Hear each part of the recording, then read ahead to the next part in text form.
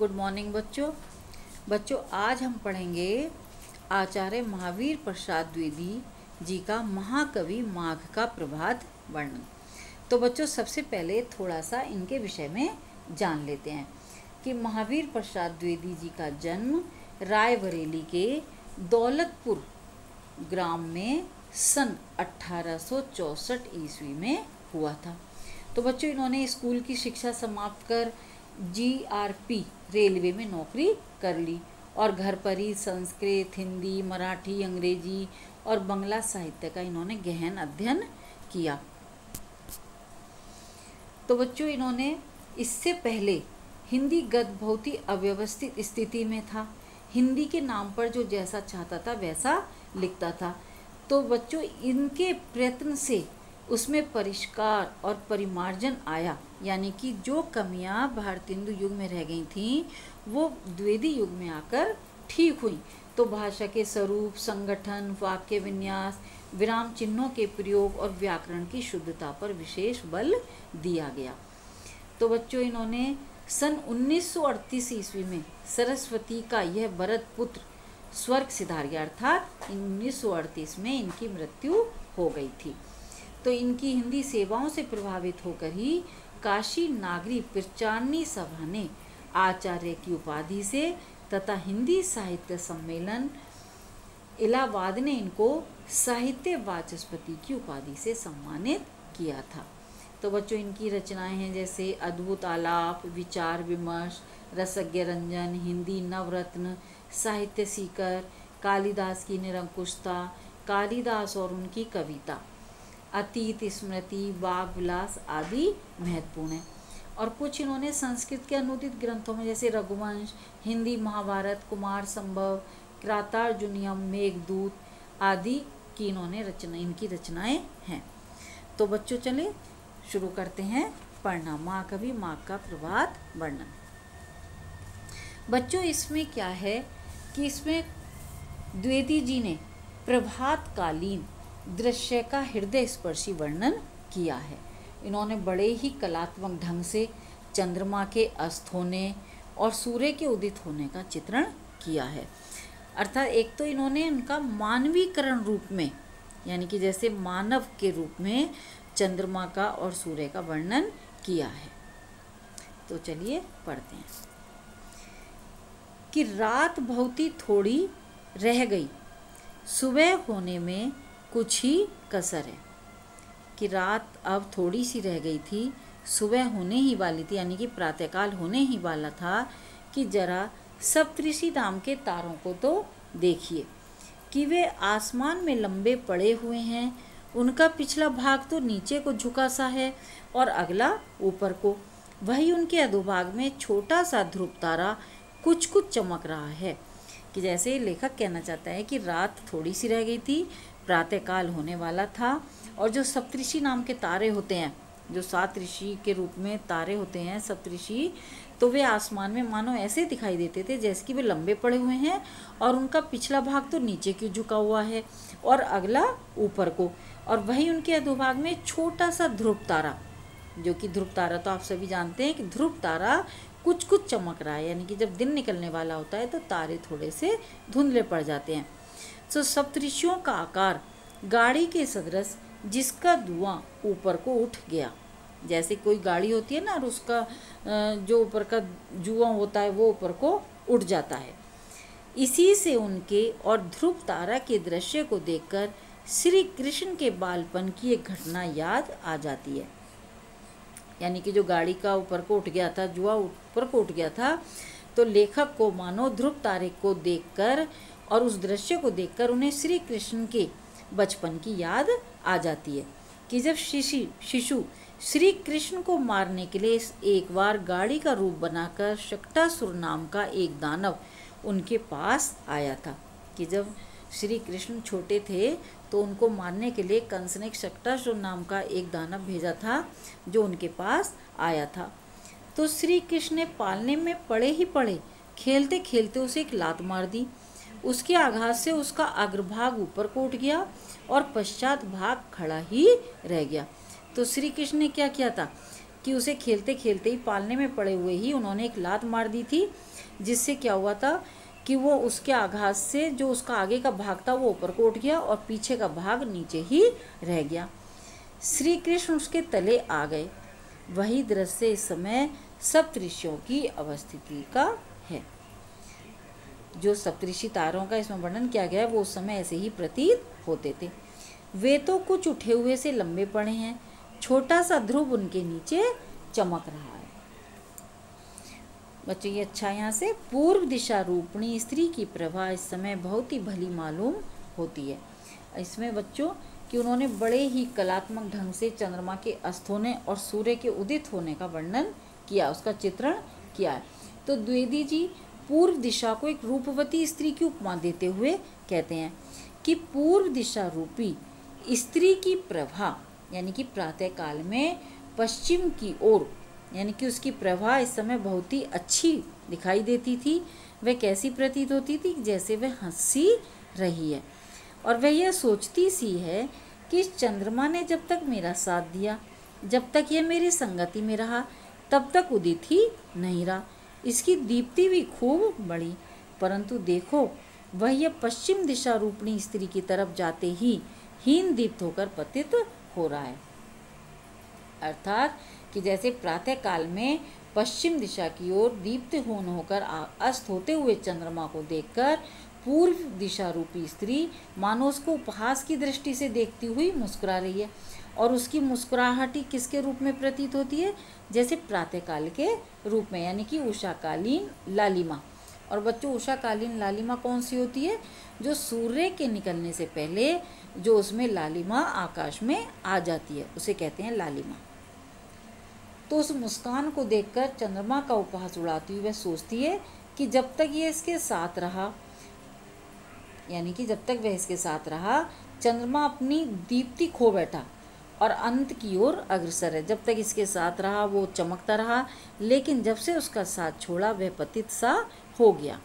इसी से पूर्व दिशा चंद्रमा को देख देख प्रभा के बहाने ईर्ष्या से मुस्कुरा सी रही है, परंतु चंद्रमा को उसके हंसी मजाक की कुछ भी परवाह नहीं है। अर्थात चंद्रमा तो अपनी धुन में है, यानी कि चंद्रमा अपनी दीप्ति खो बैठा और अंत की ओर यानी कि उसका अस्त होने वाला है, किंतु चंद्रमा पश्चिम दिशा रूपी स्त्री से मिलने की धुन में हर बात से लापरवाह सा दिखाई देता है। वह न तो पूरब की ओर देख रहा है और न ही वह अपने उस दीप्तिहीन होने का उसे अनुभव है कि उसकी चमक समाप्त हो गई है।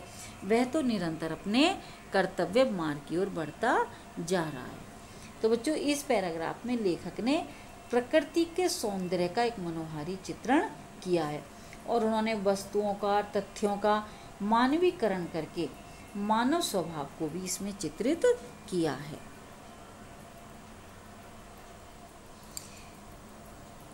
कि वह अपने रंग में मस्त मालूम होता है। अस्त समय होने के कारण उसका बिंब तो लाल है, पर किरणें उसके पुराने कमल की नाल के कटे हुए टुकड़ों के समान सफ़ेद हैं। स्वयं सफ़ेद होकर भी बिंब की अरुणता के कारण वे कुछ कुछ लाल भी हैं। कुमकुम मिश्रित सफ़ेद चंदन के सदृश उन्हीं लालिमा से मिली हुई सफ़ेद किरणों से चंद्रमा पश्चिम दिग्वधु का श्रृंगार सा कर रहा है। यानी कि चंद्रमा अपने ही रंग में मस्त मालूम दिखाई देता है। अस्त होते समय भी उसका बिंब तो कुछ कुछ लाल है, लेकिन उसकी किरणें पुराने कमल के नाल की डंडियों के समान सफ़ेद हैं, जो सफ़ेद होकर भी कुछ कुछ अरुणता यानी कि लालिमा के कारण कुछ कुछ लाल हैं। और कैसी प्रतीत होती हैं? जैसे कि कुमकुम से मिली हुई सफ़ेद चंदन के समान उसमें लालिमा मिली हुई हो और सफ़ेद किरणों से चंद्रमा पश्चिम दिशा रूपी वधु का मानो श्रृंगार सा कर रहा है और उसे प्रसन्न करने के लिए उसके मुख पर चंदन का लेप सा समा रहा है। पूर्व दिग्वधु के द्वारा किए गए उपहास की तरह उसका ध्यान ही नहीं है।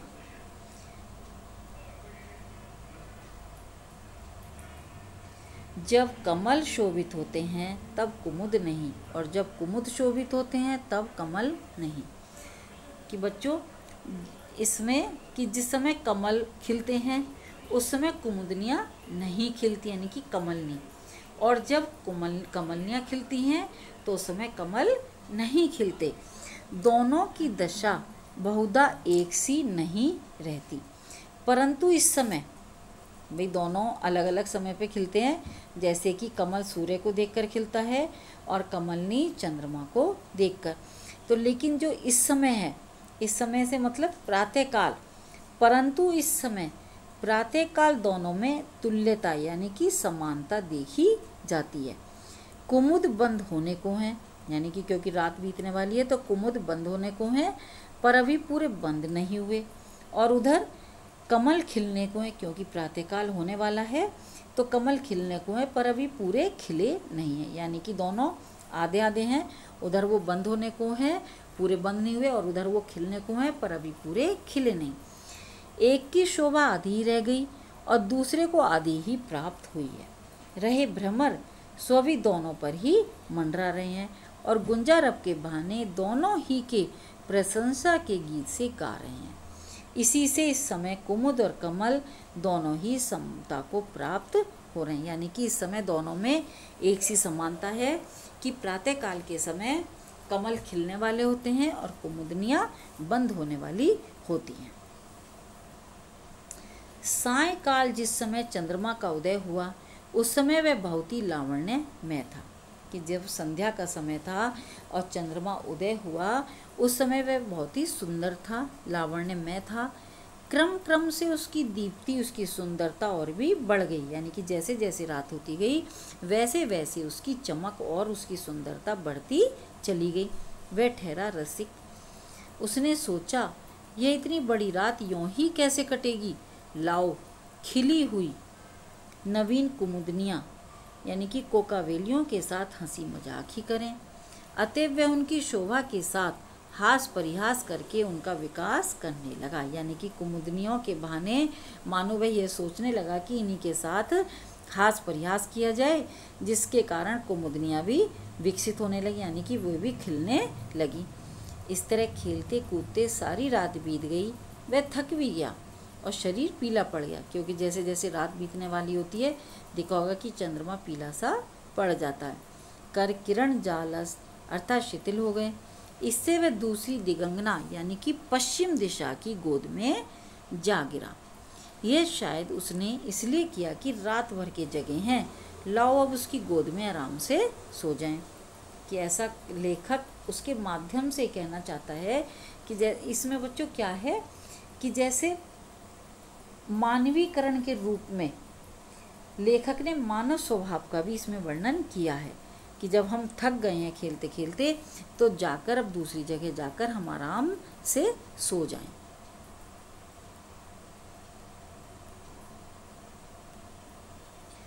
अंधकार के विकट वैरी महाराज अंशुमालीय भी दिखाई भी नहीं दिए। अंधकार के विकट वैरी यानी कि जो अंधकार का शत्रु है, कौन है? अंधकार का विनाश करने वाला कौन है? अंशुमाली यानी कि सूर्य अभी तक दिखाई भी नहीं दिए, क्योंकि सूर्य तो बाद में आता है। सूर्य देव के उदित होने से पहले क्या होता है बच्चों कि उसमें सर्वत्र लालिमा छा जाती है। तथापि उसके सारथी अरुण ही ने उनके अवतीर्ण होने के पहले ही थोड़े ही नहीं समस्त तिमिर का समूल नाश कर दिया। यानी कि उनका सारथी यानी कि सूर्य का सारथी कौन है? अरुण। यानी कि इसमें अरुणिमा यानी कि लालिमा, तो जो उषाकालीन लालिमा यानी कि सूर्य के आने से पहले ही उनके सारथी अरुण ने ही उनके अवतीर्ण होने से पहले ही समस्त तिमिर का यानी कि अंधकार को समाप्त कर दिया। बात यह है बच्चों, ये बहुत अच्छा है यहाँ से, कि जो प्रतापी पुरुष अपने तेज से अपने शत्रुओं का पराभव करने की शक्ति रखते हैं उनके अग्रगामी सेवक भी कम पराक्रमी नहीं होते। कि जो प्रतापवान पुरुष होते हैं, जो पराक्रमी या शक्तिशाली होते हैं, तो उनके सेवक भी कैसे होते हैं? उतने ही पराक्रमी और शक्तिशाली वीर होते हैं। कि वे अपने स्वामी को परिश्रम न देकर, श्रम न देकर वे खुद ही उनके विपक्षियों का उच्छेद कर डालते हैं। यानी कि वे इतने होते हैं कि जैसे इतने तेजस्वी और शक्तिशाली होते हैं कि वे अपने स्वामी को कष्ट न देकर वे स्वयं ही उनके विरोधियों को स्वयं ही समाप्त कर देते हैं। इस तरह अरुण के द्वारा अखिल अंधकार का तिरोभाव होते ही बेचारी रात पर आफत हो गई। कि जब अरुण के द्वारा यानी कि सूर्य के सारथी के द्वारा जब संपूर्ण अंधकार समाप्त हो गया, नष्ट हो गया, तो रात पर मानो आफत सी आ गई। इस दशा में वह कैसे ठहर सकती थी। निरुपाय होकर वह भाग चली। रह गई दिन और रात की संधि, यानी कि संधि से मतलब है जहाँ पर दिन और रात मिलकर एक होते हैं, यानी कि दिन निकलने वाला होता है और रात्रि छिपने वाली होती है, अर्थात प्रातःकालीन संध्या। सो अरुण कमलों ही को आप इस अल्पवयस सुता सदृश संध्या के लाल लाल और अतिशय कोमल हाथ पैर समझिए।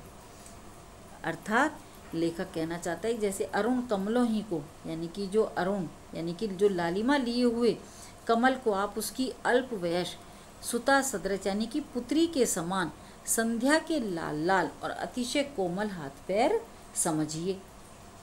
मधुप मालाओं से छाए हुए,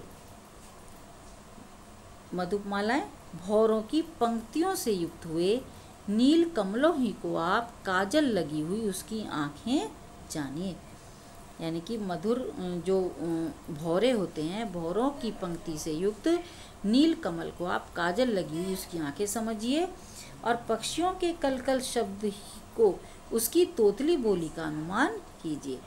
ऐसी संध्या ने जब देखा कि रात इस लोक से जा रही है, तब पक्षियों के कोलाहल के बहाने यह कहती हुई कि अम्मा मैं भी आती हूँ, वह भी इसी के पीछे दौड़ गई। अर्थात इसमें कवि ने बच्चों किसको कि आकाश को तो माँ के समान माना है और सूर्य को एक बालक के रूप में माना है, और पक्षियों के कोलाहल के बहाने कि जैसे मानो वह अपनी बात को कहने के लिए अपनी बात कहने का प्रयास करता है।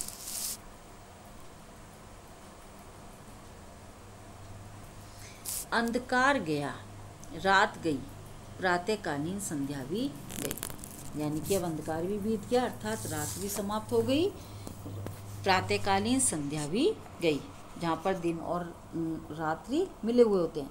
विपक्षी दल के एकदम पैर उखड़ गए। अर्थात जो रात्रि का, इसमें रात्रि को किससे माना है, कालिमा से पूर्ण जो रात्रि थी वह चारों ओर से लुप्त हो गई और जो विरोधी अंधकार के पैर उखड़ गए। तब रास्ता साफ देख वासर विधाता भगवान भास्कर ने निकल आने की तैयारी की।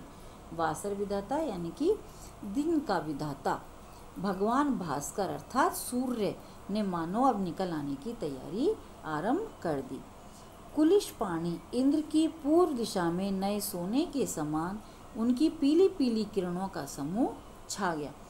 कि वज्रपाणी, कुलिश पाणी कि वज्रपाणी इंद्र की पूर्व दिशा में मानो नए सोने के समान यानी कि सुनहरी सुनहरी किरणों से पीली पीली किरणों का समूह चारों ओर छा गया। यानी कि जो कांतिमान और सोने के समान चमकने वाली पीली किरणें थी उनका समूह चारों ओर फैल गया।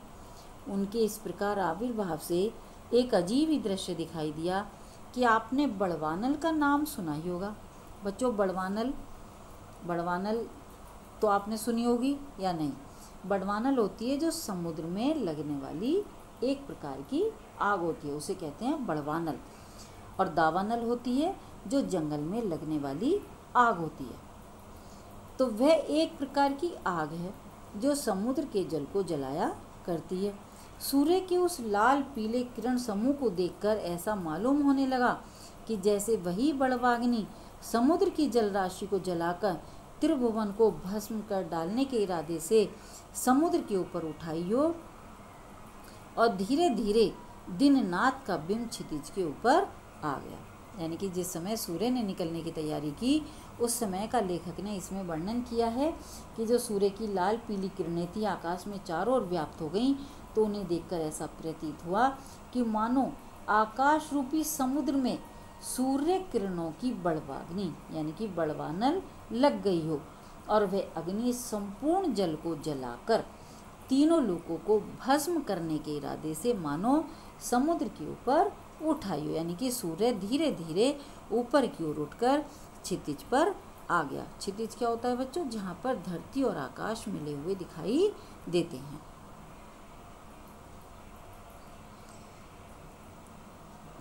तब एक और ही प्रकार के दृश्य के दर्शन हुए। ऐसा मालूम हुआ जैसे सूर्य का वह बिंब एक बहुत बड़ा घड़ा है। अब लेखक कल्पना करता है कि जैसे मानो ऐसा प्रतीत हुआ जैसे सूर्य का वह बिंब, जो सूर्य है वो एक घड़े के समान है और दिग्वधुएं जोर लगाकर समुद्र के भीतर से उसे खींच रही हैं। मानो दिशा रूपी वधुएं जोर लगाकर उसे समुद्र के भीतर से ऊपर की ओर खींच रही हैं। सूर्य की किरणों ही को आप लंबी लंबी मोटी रस्सियां समझिए, उन्हीं से उन्होंने बिंब को बांध सा दिया है। बिंब अर्थात जो कि बिंब को किससे उपमा दी है, एक बहुत बड़े घड़े से। मानो उस बिंब रूपी घड़े को उन्होंने बांध सा दिया है और खींचते वक्त पक्षियों के कलरव के बहाने वे ये कह कर शोर मचा रही हैं, खींच लिया है, कुछ ही बाकी है, ऊपर आना ही चाहता है, जरा और जोर लगाना। मानो सूर्य सारे संसार में ऊपर की ओर आना चाहता है और इसीलिए वे मानो उसके बहाने से ऐसा कह रही हैं। तो बच्चों, इसमें लेखक ने उपमाओं का बड़ा ही सुंदर प्रयोग करा है और अपनी इसमें लेखक ने अपूर्व कल्पना शक्ति का, अपनी कल्पनाशीलता का परिचय भी दिया है। तो बच्चों, आपको ये समझ में आ गया होगा। जो समझ में नहीं आए तो मुझसे पूछ लें।